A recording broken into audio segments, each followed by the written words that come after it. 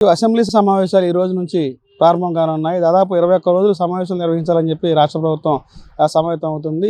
ఏది ఉందో 21 రోజుల్లో ఇప్పుడు ఉన్నటువంటి పరిస్థితులు బడ్జెట్ ప్రవేశపెట్టాక ఈ అసెంబ్లీ సమావేశాలు బడ్జెట్ ఏది ప్రవేశపెడతారో బడ్జెట్ ప్రవేశపెట్టిన తర్వాత రాష్ట్రంలో జరుగుతున్న పరిస్థితుల మీద కూడా అసెంబ్లీలో చర్చించాలని ఇప్పటికే కూటమిలో ఉన్నటువంటి నాయకత్వంలో 3 పార్టీలకు సంబంధించినటువంటి బీజేపీ, జనసేన, టీడీపీ 3 పార్టీల్లో ఉన్నటువంటి ఎమ్మెల్యేలు కూడా ఒక నిర్ణయానికి అయితే రావడం జరిగింది. దీనికి సంబంధించి 3 పార్టీలకు సంబంధించిన ఎమ్మెల్యేలతో ఏ టాపిక్ మీద ఎవరెవరు మాట్లాడలేదు అని కూడా ఇప్పటికే ఒక దిశానిర్దేశం జరిగింది. ఏదైతే ఉందో రాష్ట్రంలో జరుగుతున్న పరిస్థితుల దృష్ట్యా ఈ గతంలో వైసీపీ ప్రభుత్వ హయాంలో టీడీపీ పార్టీ రాష్ట్ర కార్యాలయం మీద జరిగినటువంటి దాడికి సంబంధించి కానీ, గతంలో పట్టాభి ఇంటి మీద జరిగిన దాడికి సంబంధించి కానీ ఇట్లాంటి విషయాలను అసెంబ్లీలో ప్రస్తావించాలా. ఇప్పుడు ఏదైతే ఉందో ఇప్పుడున్నటువంటి ఈ గుంటూరులో జరిగినటువంటి అంబటి రాంబాబు ఇంటి మీద దాడి జరిగిందని చెప్పి దాన్ని ఒక ఉదాహరణలో చూపిస్తున్నారు.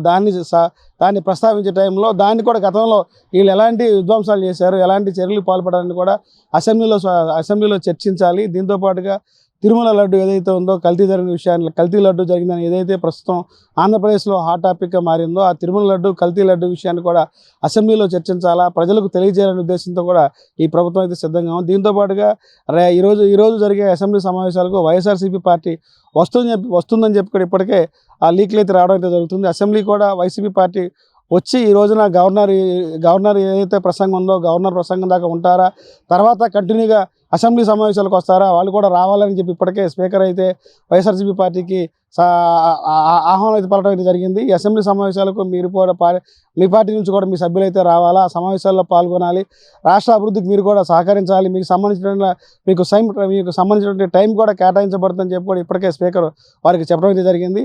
వైసీపీ పార్టీకి సంబంధించినటువంటి 11 మంది ఎమ్మెల్యేలు కూడా అసెంబ్లీ సమావేశాలకు వస్తారు అనేది పార్టీ నుంచి కూడా ఒక లీక్లు అయితే రావడం జరుగుతుంది. ఏదైతే ఉందో ఇప్పుడు వరకు జరిగినటువంటి సెక్షన్లో ఈ 3 సెక్షన్లు కనుక కనీసం ఒక సెక్షన్ అన్న అసెంబ్లీకి ఈ ఎమ్మెల్యేలు హాజరు కాకపోతే వాళ్ళు డిస్క్వాలిఫై అవుతారనేది ఒక ప్రచారం అయితే జరుగుతుంది. దీంతోపాటుగా ఏదైతే ఈరోజు జరిగే సమావేశాలకు వైఎస్ఆర్సీపీ పార్టీ ఎమ్మెల్యేలు ఈ గవర్నర్ ప్రసంగానికి హాజరైన తర్వాత మళ్ళీ అక్కడి నుంచి బాయ్కట్ చేస్తారనేది ఒక ప్రచారం జరుగుతుంది. ఏది ఏమైనప్పటికీ ఈ అసెంబ్లీ సమావేశాలు కనుక వైసీపీ 11 మంది ఎమ్మెల్యేలు హాజరయ్యి ప్రజా సమస్యలు పరిష్కరించి ఏదైతే వైసీపీ ఆరోపిస్తుందో ఆ ఆరోపణల్ని ప్రభుత్వం ద్వారా ప్రశ్నించి వారి ద్వారా సమాధానం రాబడాలని చెప్పి కూడా స్థానికులు అయితే కోరుతున్నారు. ఇది ఇక్కడ పరిస్థితి.